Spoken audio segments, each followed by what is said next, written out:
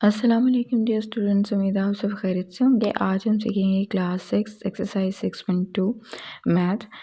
Question number 1 है, right the following sentences symbolically. नीचे दिए गए जुमलों को आपने अलामती तौर पर लिखना है, यानी मैथमेटिकल फॉर्म में लिखना है। जैसे मैथ में इक्वेशंस होती है ना, उस शक्ल में लिखना है। सम का मतलब होता है प्लस का निशान लगाना है। नंबर्स आपके पास दो हैं, एक नंबर का नाम है n और दूसरे का नाम है 6। इसका मतलब होता है इक्वल का निशान लगाना है आपने, और 20 तो 20 ही है। The sum of numbers n and 6 is 20। इसका मतलब ये है कि हमने n और 6 को प्लस करना है, n प्लस 6 लिखना है। इसकी जगह बराबर का निशान लगाना है, इक्वल का निशान लगाएंगे और उसके बाद 20 लिख देंगे। इसी तरीके से हमने बाकी के ऑप्शंस भी सॉल्व करनी है।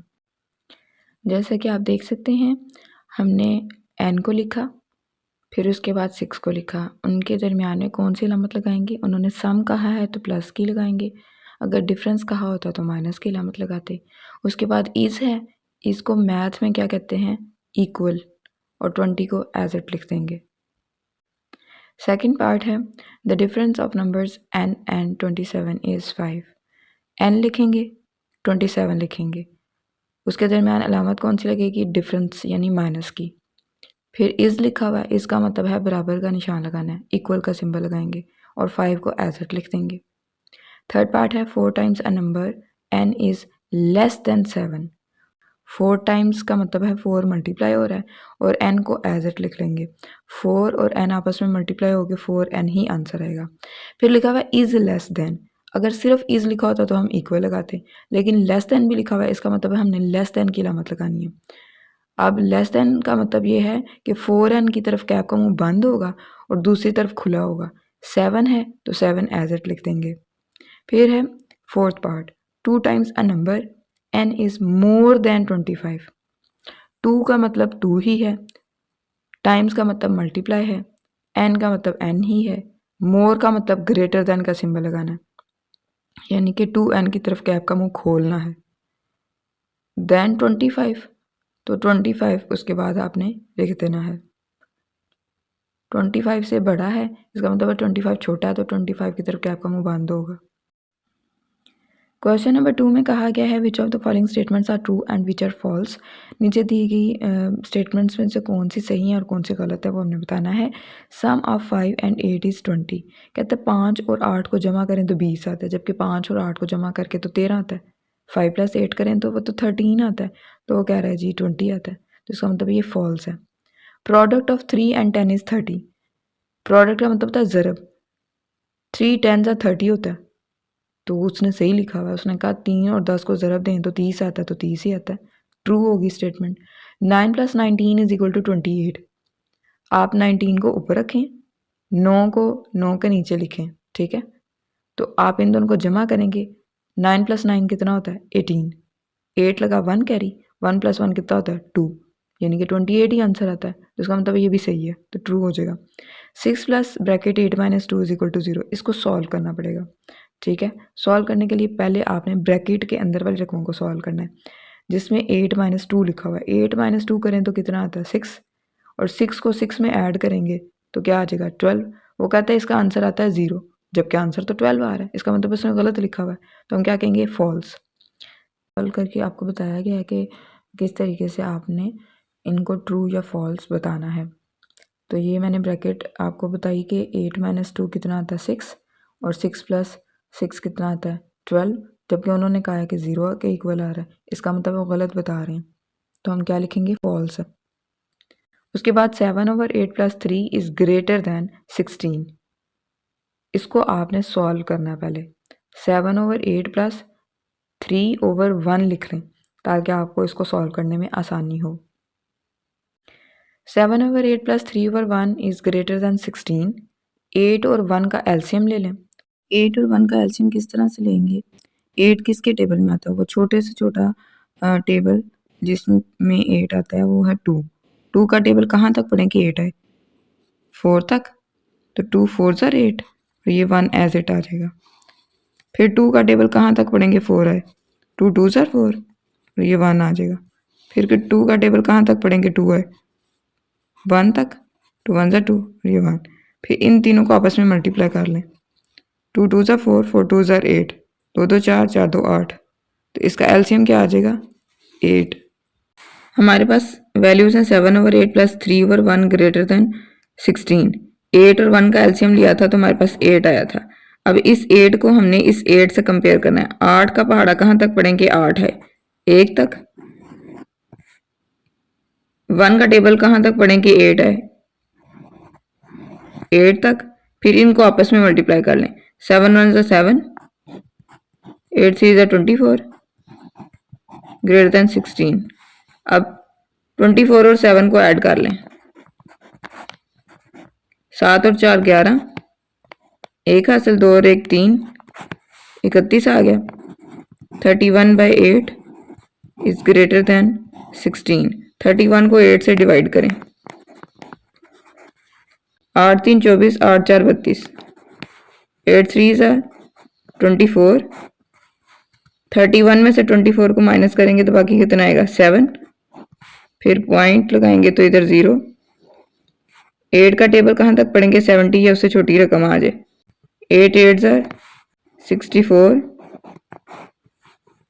फिर बाकी आ जाएगा 6। तो अभी भी ये चलता जाएगा। ये 3.8 आ रहा है इधर, तो इधर हम 3.8 लिख लेते हैं। Is greater than 16। 3.8 यानी ऑलमोस्ट ये 4 है, यानी राउंड ऑफ करें तो 4 बनता है। तो 4 क्या बड़ा होता है 16 से? नहीं, फॉल्स है। Right the values of unknown which satisfy the following statements. Question number 3 में हमने इनको भी सॉल्व करके देख लेना है कि क्या क्या आंसर आता है। सबसे पहले बॉक्स दिया हुआ है, आप उसको x फर्ज कर लें कि वहाँ पे x लिखा हुआ है, तो x + 18 इज इक्वल टू 36 हो जाएगा। फिर x वाली रकमें एक तरफ रहने दें और सादी रकमें दूसरी तरफ कर लें। तो 36 और 18 दूसरी तरफ जाके क्या हो जाएगा -18। 36 में से 18 माइनस करें तो 18 आता है। इसका मतलब है x का आंसर क्या है 18। तो बॉक्स में हम क्या लिख देंगे 18।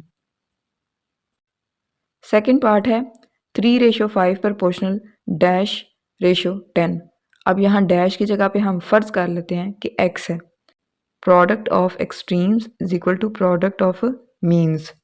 एक्सट्रीम या एंड वाली रकमें कौन सी हैं? एक तरफ 3 है और एक दूसरी तरफ 10 है। 3 और 10 को ज़रब दे लें। 3 × 10, और ये जो दरमियान में 4 दफ़ा डॉट्स लगे हैं ना, इसको कहते हैं प्रोपोर्शन। इसका मतलब होता है इक्वल। तो इसकी जगह पे इक्वल का सिंबल लगा दें। फिर 5 को x के साथ मल्टीप्लाई इसलिए करना है क्योंकि इसको, ये दरमियान वाली रकमें हैं, इसको कहते हैं प्रोडक्ट ऑफ मीन्स। ठीक है, दरमियान वाली जो रकमें इनको ज़रब दें। 5 ज़रब x, 5 × x। अब ज़रब दे के हल कर लेते हैं इसको।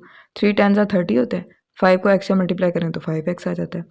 अब हमें x की वैल्यू चाहिए, हमें 5 नहीं चाहिए। 5x के साथ मल्टीप्लाई हो रहा है, तो दूसरी तरफ जाके क्या हो जाएगा डिवाइड हो जाएगा। तो x को अकेला रहने दें। x के साथ जो 5 था वो बराबर की दूसरी तरफ जाके तकसीम हो जाएगा, क्योंकि पहले वो मल्टीप्लाई हो रहा था ना, तो बराबर की दूसरी तरफ जब लेके जाते हैं तो उलट हो जाएगा। ठीक है, वो डिवाइड हो जाएगा। तो 30 / 5 करेंगे तो आंसर आएगा 6, क्योंकि 5 6 30 होता है। तो इसको सीधा करके लिख लें x = 6। इसका मतलब बॉक्स में हम क्या लिख सकते हैं 6। आप वैसे भी इसको आप देखें तो जो आपने फार्मूला लगाया था product of extremes is equal to product of means होता है। तो यानी कि 3 10 30 और 5 6 भी 30 ही आ रहा है, यानी कि आपने सही सॉल्व किया। यहाँ से आप बॉक्स में वैल्यू लिख देंगे। 20% of 2000 is equal to what. तो इसको आपने किस तरह से सॉल्व करना है, 20 लिखना है और परसेंट का मतलब होता है 100 ओवर 100 लिखना है। ऑफ का मतलब होता है मल्टीप्लाई लगाना है। 2000 एज इट लिख देना। फिर 00 से कट जाएगा।